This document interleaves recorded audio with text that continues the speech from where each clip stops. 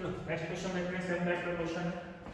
एक steel rod है। Steel rod कहने का मतलब ये है कि यंग्स मॉडुलस ऑफ इलास्टिसिटी का जो वैल्यू होगा वो 200 गीगापास्कल होगा। ठीक है। The steel rod ABCD 4.5 meter long and 25 mm in diameter कहने का मतलब circular section is subjected to a force as shown। कहाँ पे कितना कितना फोर्स लग रहा है ना वो यहाँ पे दिया हुआ है। ठीक। Value of Young's modulus for steel is 200 GPa। Determine the deformation. सब चीजें डेटा ही निकालना है। तो स्टेप्स सबसे पहले जो क्वेश्चन में गिवन डायग्राम है एज इट इज बनाएंगे। उसके बाद फ्री बॉडी डायग्राम बनाएंगे। फ्री बॉडी डायग्राम पहले इस सेक्शन को लेते हैं। ये है 2 मीटर। यहां पे एक कॉर्नर से लेके चलेंगे 60 किलोमीटर, क्योंकि लेफ्ट साइड की तरफ 60 किलोमीटर का लोड लग रहा है तो यहाँ पर रिजल्टेंट अपोजिट डायरेक्शन में 60 किलोमीटर में आएगा। ठीक है। पहला का फ्री बॉडी बन गया। अब दूसरा बनाते हैं। ये था ए से बी। अब बी टू सी चलते हैं। बी टू सी है 1 मीटर। अब यहाँ पे चेक करेंगे तो बी पे पहला फ्री बॉडी में 60 किलोमीटर का था राइट साइड की तरफ और दोनों का मिला के कितना है लेफ्ट की तरफ 10। तो कहीं ना कहीं उल्टे साइड में 70 किलोमीटर का लोड लगेगा तभी तो दोनों का रिजल्ट 10 किलोमीटर आएगा लेफ्ट साइड की तरफ। चेक कर लो 60 इधर लग रहा है 70 उल्टा साइड लगेगा। उल्टा तो माइनस होगा। रिजल्टेंट आएगा 10 और वैल्यू इसका रहेगा नेगेटिव मतलब इस साइड। ठीक है।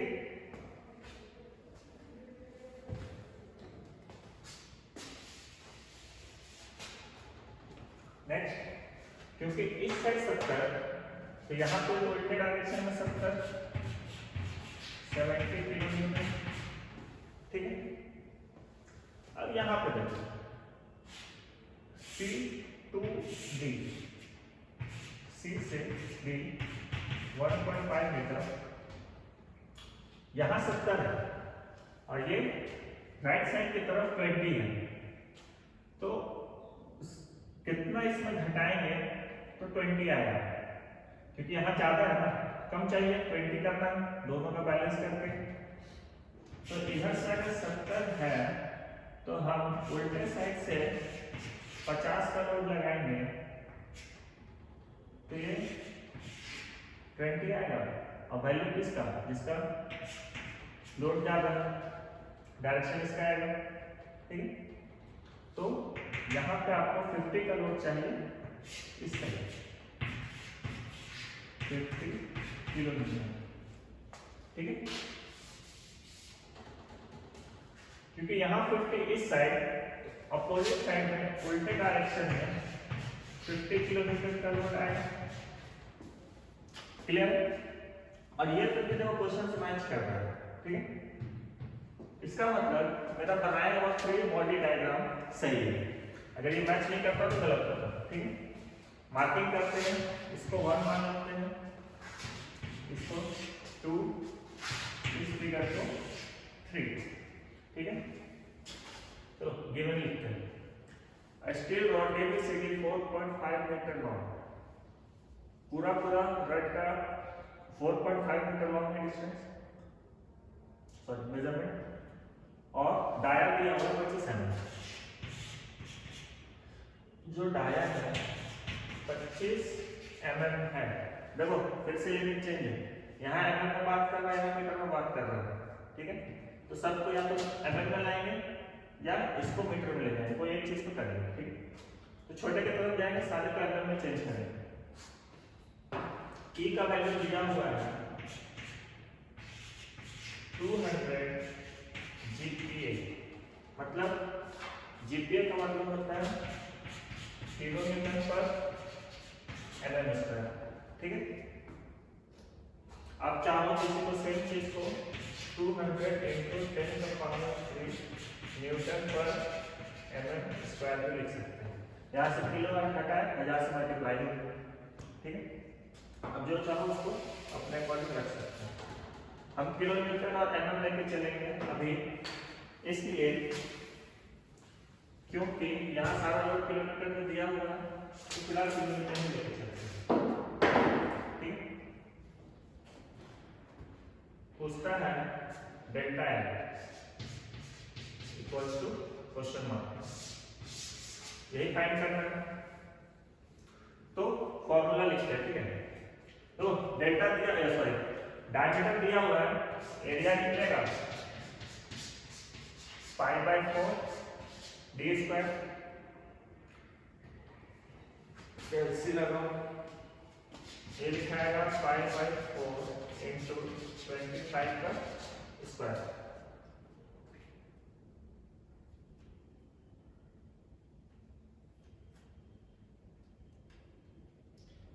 π/4 multiplied by 25 का स्क्वायर। तो एरिया आपका आएगा 490.87 mm स्क्वायर। यूनिट पे हमेशा फोकस करेंगे, ठीक है। देखो यहाँ पे मीटर था ना, सब हटाते हैं mm में लेके आते हैं। 2 मीटर मतलब 2000 mm, 1 मीटर मतलब 1000 mm, 1.5 मीटर मतलब 1500 mm,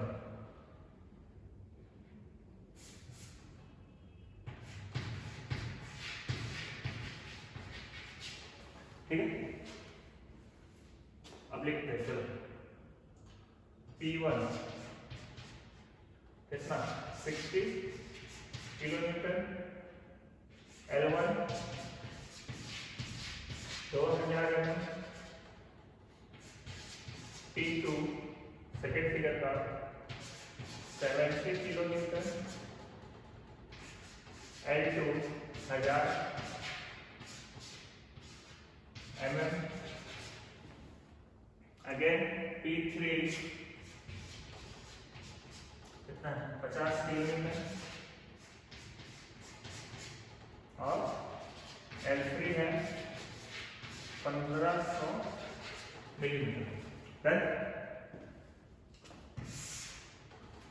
अब फॉर्मूला सेट करेंगे, डेल्टा निकालना है। तो तीनों फिगर के लिए क्या आएगा, देखो डेल्टा मतलब क्या, PL/AE। तो P सबका अलग अलग है, लेकिन एरिया सेम है, E का वैल्यू सेम है। तो हम 1 एरिया और E को बाहर रखेंगे, क्योंकि 3 फिगर है। तो P1L1 plus P2L2 plus P3L3, ठीक है। आगे 1 एरिया कितना है, तो 490.87, 490.87 मल्टीप्लाइड बाई E कितना है 200 किलोमीटर, 200 किलोमीटर पर mm स्क्वायर, ठीक है। तो 200 ये रखते हैं, इन ब्रैकेट P1 का वैल्यू 60 किलोमीटर, 60 into L1 2000। हाँ एक चीज और, तीनों में पहले देख लो टेंशन है कि नहीं है। अगर कंप्रेशन होता तो यहाँ पे माइनस आता, ठीक है। पहला बॉडी खिंचा रहा है, ठीक है, टेंशन लग रहा है, तो साइज बड़ा हो रहा है पॉजिटिव। सेकेंड वाला ये भी टेंशन में है, तो इलोंगेट हो रहा है मतलब पॉजिटिव।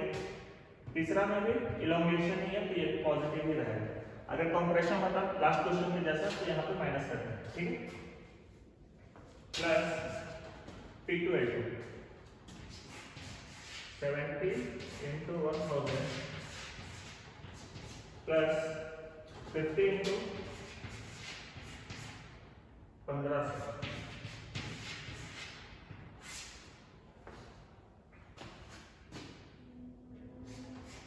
सॉल्व करते हैं direct calculation.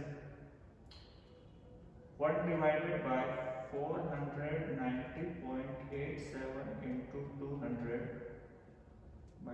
Multiply in bracket 60 Guna 2000 plus 70 Guna 1000 plus 50 multiply में 1500 ब्रैकेट क्लोज। तो ये वैल्यू आपका आएगा 2.699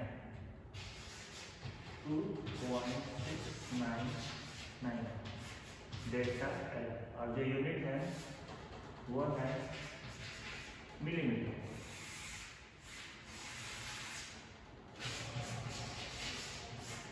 ठीक, ये सब बेसिक क्वेश्चन है, ये सब बनना चाहिए। चलो नेक्स्ट क्वेश्चन देखते हैं।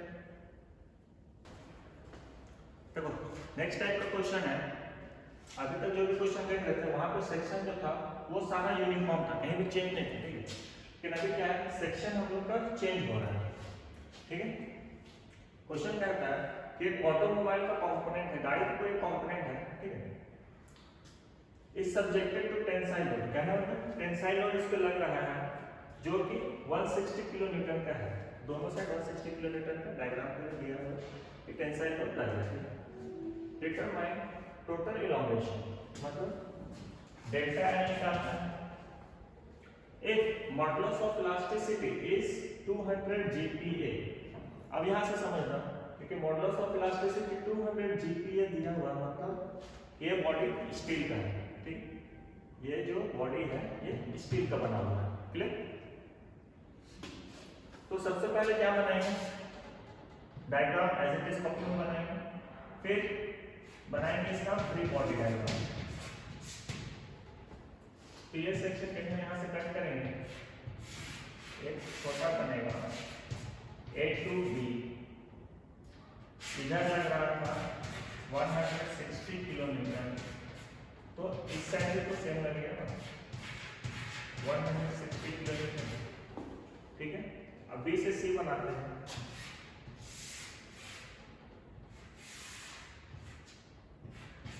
B to C, क्योंकि यहाँ पे 160 राइट साइड की तरफ लग रहा था, तो B to C वाले बॉडी में उल्टे साइड 160 का लगेगा। क्लियर? क्योंकि यहाँ का 160 लग रहा है उल्टा, तो इस साइड इसके अपोजिट डायरेक्शन में 160 लगेगा। सिंपल है फ्री बॉडी डायग्राम, और ये क्वेश्चन से मैच करना, मतलब हमारा बनाया हुआ डायग्राम सही है। ठीक, चेक करना, यहाँ पे डायमीटर वगैरह का बात नहीं किया, डायरेक्ट एरिया दे दिया है, लेंथ ब्रेथ भी नहीं दिया, डायमीटर कुछ नहीं दिया है। तो ये मेरा सर्कुलर सेक्शन है, रेक्टेंगुलर सेक्शन है, स्क्वायर सेक्शन, इससे हमें कोई फर्क नहीं पड़ता है, क्योंकि डायरेक्ट अपने को क्रॉस सेक्शनल एरिया दिया हुआ है। इसको 1 मानते हैं, इसको 2 मानते हैं। आगे जो भी गिवन है लिख देते हैं। E का वैल्यू दिया हुआ है 200 GPa, इसको अगर यूनिट को चेंज करेंगे 200 किलो न्यूटन पर mm स्क्वायर, या फिर 200 into 10 का पावर 3 न्यूटन पर mm स्क्वायर, या फिर 200 into 10 का पावर 3 मेगा पास्कल। ठीक है, 200 गीगा पास्कल लिखो, एक ही बात है, किसके गीगा पास्कल के जगह पर किलो न्यूटन पर mm स्क्वायर लिख सकते हैं। ठीक है, क्योंकि ये किलो न्यूटन में है और इसको हमको न्यूटन में लाना है, तो 1000 से मल्टीप्लाई कर देंगे, 200 into 10 का पावर 3 न्यूटन पर mm स्क्वायर, और न्यूटन पर mm स्क्वायर को ही मेगा पास्कल बोलते हैं। ठीक है, तो सेम वैल्यू के साथ मेगा पास्कल भी लिखा हुआ मिल सकता है क्वेश्चन में। क्लियर? यूनिट में कंफ्यूजन नहीं होना चाहिए। किलो न्यूटन पर mm स्क्वायर को ही गीगा पास्कल बोलते हैं, न्यूटन पर mm स्क्वायर को ही मेगा पास्कल बोलते हैं। ठीक है,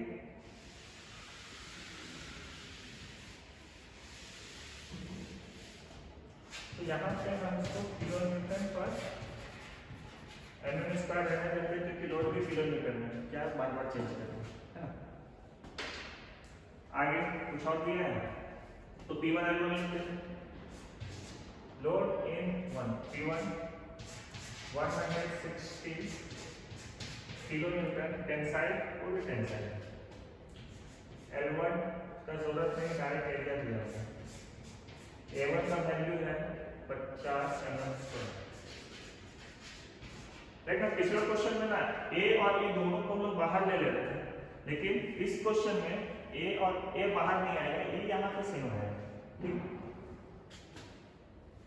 और क्या दिया हुआ है P2, ये भी सेम है 160 किलोन्यूटन, और A2 100 mm², ठीक है। इस क्वेश्चन में क्या लिख सकते हैं, तो चेक करना, दो बॉडी है ना, और निकालना क्या है, determine the total illumination, delta equals to question mark, ठीक है। देखो, तो delta L equals to P1 A1 by P1 L1 by A1 E, क्योंकि दोनों का E सेम है, ठीक है, plus P2 L2 by A2 और E। एक चीज और ध्यान देना, यहाँ पे फोर्स भी सेम है दोनों का, ठीक है, तो P1 L1 की जगह पे हम सिर्फ P भी लिख सकते हैं इस जगह पे, क्लियर। तो यहाँ पे जो P1 और P2 लिख रहे थे, P1 और P2 सेम है, तो ऐसे कि हम इसको कॉमन भी निकाल सकते हैं। P ऊपर से P कॉमन है तो P बाहर आएगा, नीचे में P कॉमन नहीं बाहर आएगा, क्या बचेगा L1 A1 plus L2 A2, यही बचा। आप चाहो यहीं पे फॉर्मूला में सारा डाटा पुट करके निकाल लो, या फिर एक इसको काट लीजिए, चलो कोई दिक्कत नहीं, ठीक। अब डाटा पुट करते हैं, P का वैल्यू कितना है 160 डिवाइडेड बाय E का वैल्यू कितना 200 इन ब्रैकेट L1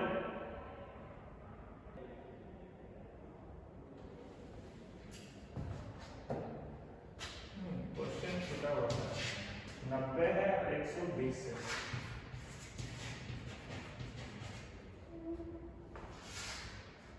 यहाँ पे लिख देते हैं, ये वाला है 90, L2 है 120, ठीक है, छोटा हुआ था 120 mm। L1 90 by A1 50 plus L2 120 by A2 100, ठीक। 160 by 200 multiply divide 90 by 50 plus 120 by 100, इसको सॉल्व करने पे आएगा 2.4 और यूनिट है एनएम, डेल्टा एल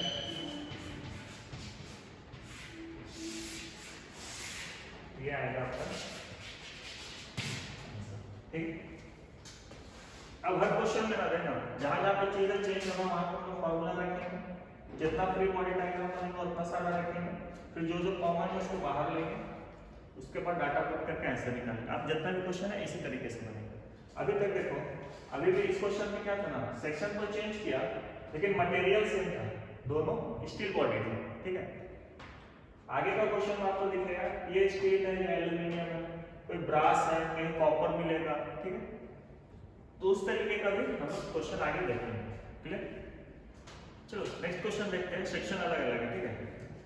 क्वेश्चन क्या था, a member formed by connecting a steel bar to an aluminum bar is shown in figure. यहाँ से यहाँ स्टील बार है जिसका क्रॉस सेक्शन लिखा हुआ 50 बाई 50, मतलब इसका जो क्रॉस सेक्शन है वो स्क्वायर शेप का है, ठीक है, जैसे रस्टर का क्रॉस सेक्शन बताया था, ठीक है, इस साइड वाला स्क्वायर शेप का है, ठीक है,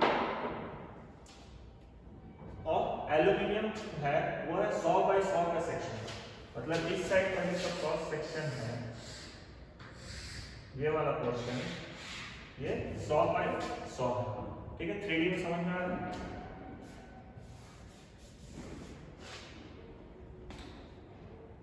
calculate the magnitude force P, जो हमको निकालना है वो है P का वैल्यू निकालना है, तो यहाँ पर लोड का वैल्यू नहीं दिया है, सिर्फ आपको डायरेक्शन दिखाया है कि ऐसा लोड लग रहा है, मतलब ये कंप्रेस हो रहा है, ठीक,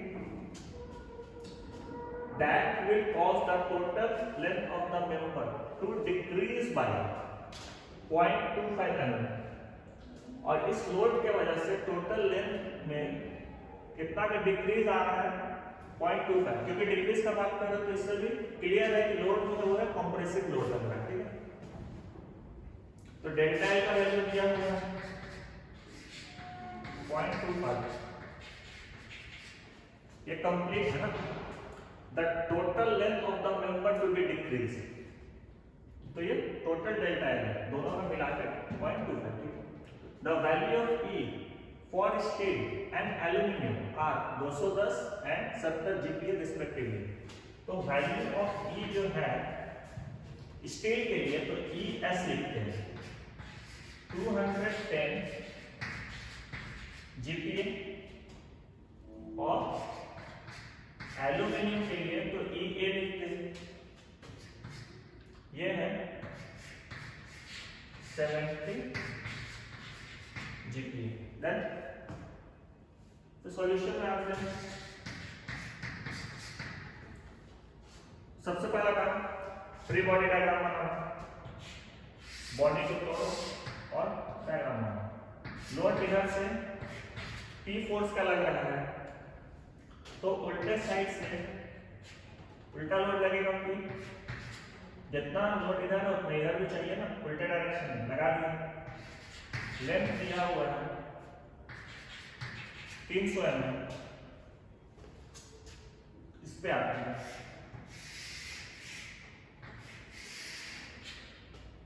ये है 380 mm, देखो इस साइड में लोड लग रहा है तो यहाँ पे जो लोड आएगा ए बी बी सी, तो यहाँ पे जो लोड आएगा ये उल्टे डायरेक्शन में सेम लोड आएगा, ठीक है, और ये राइट साइड के तरफ P लोड लग रहा है तो ये अंदर के तरफ लगेगा, लेफ्ट के तरफ P, फ्री बॉडी बना, एक बार चेक कर लो क्वेश्चन से मैच कर रहा है, ठीक है, मतलब अगर बनाएगा फ्री बॉडी डायग्राम सही है, इसको 1 मान लेते हैं, इसको 2 मान लेते हैं, चाहो इसको ऐसे लिख लो, स्टील के लिए एल्यूमिनियम के लिए ए लिख लो, कोई दिक्कत नहीं है, ठीक है, तो P तो सेम है तो सेम रहने देते हैं, ऊपर में लिखे हो P equal to question mark, A1 निकालते हैं, तो A1 क्या आएगा, यहाँ पे 1 इसको माने ना, 50 into 50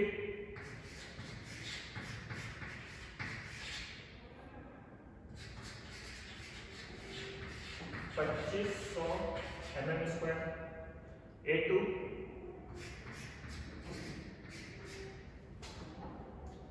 एक काम करते हैं, इस 1 के जगह पे इसको स्केल लिखते हैं, इसको कॉपर लिखते हैं, ठीक है, तो area of steel cross sectional area of copper, sorry aluminium ए लिखते हैं, ठीक है, तो इसका क्रॉस सेक्शन कितना बोला है 100 into 100 है ना, 100 into 100 करोगे तो 0 हो जाएगा एलएम स्क्वायर, सही है, उसके बाद length of steel section steel section का लेंथ कितना 300 and length of aluminium section 380। ठीक है, डेल्टा एल दिया हुआ, ईएस दिया हुआ, ईए दिया हुआ, area of steel, area of aluminium, length of steel, length of aluminium, जो जैसा दिया हुआ था एज इट इज लिख दिए। अब फॉर्मूला लगाते हैं। तो जो डेल्टा एल होगा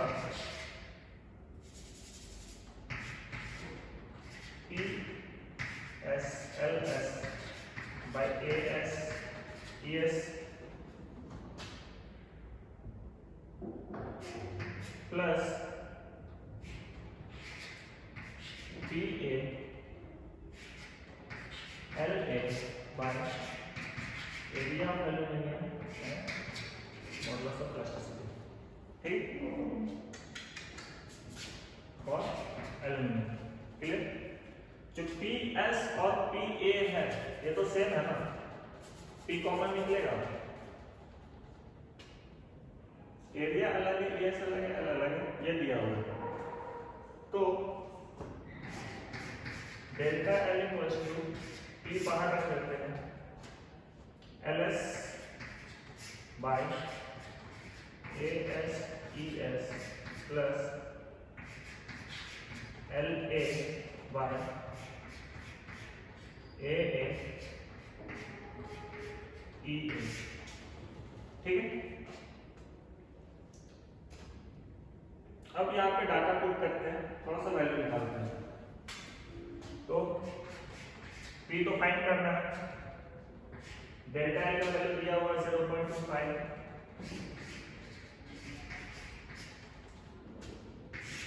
length of steel 300, area of steel 2500, ES 210 GPa 210। देखो जीपीए में रखते हैं मतलब जो मेरा पी का वैल्यू आएगा वो आएगा आपका किलो न्यूटन में। ठीक है, अगर इसको हम न्यूटन पर एटम स्क्वायर में चेंज करते हैं तो मेरा वैल्यू जो आता है वो लिखते हैं न्यूटन में। ठीक है,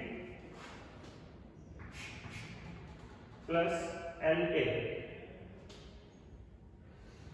380, length for aluminium section, area of aluminium section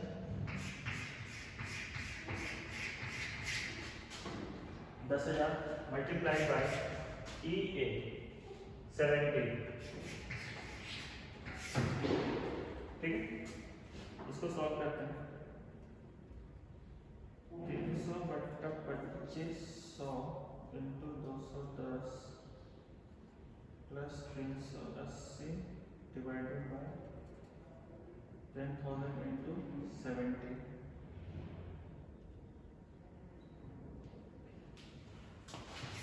तो ये जो आएगा that is equal 0.25 equals to P in bracket 1.114 into 10 to the power -3। ठीक है, अब इसको इधर लेकर आइए, 10 to the power -3 करने का मतलब डिवाइड में 1000, यही होता है, ये वैल्यू आएगा that is implies 0.25 multiplied by 1000 divide by 1.114 is the value of P। ठीक है, इक्वल्स टू था, इसको इधर आके मल्टीप्लाई में आया, ये मल्टीप्लाई में था, यहाँ डिवाइड में आ गया। 0.25 into 1000 divided by 1.114, तो यह आएगा आपका 224.41 यूनिट आएगा किलोमीटर 4167। ठीक, P इक्वल्स टू 224.416। चलो समझ में आया? नेक्स्ट क्वेश्चन देखते हैं।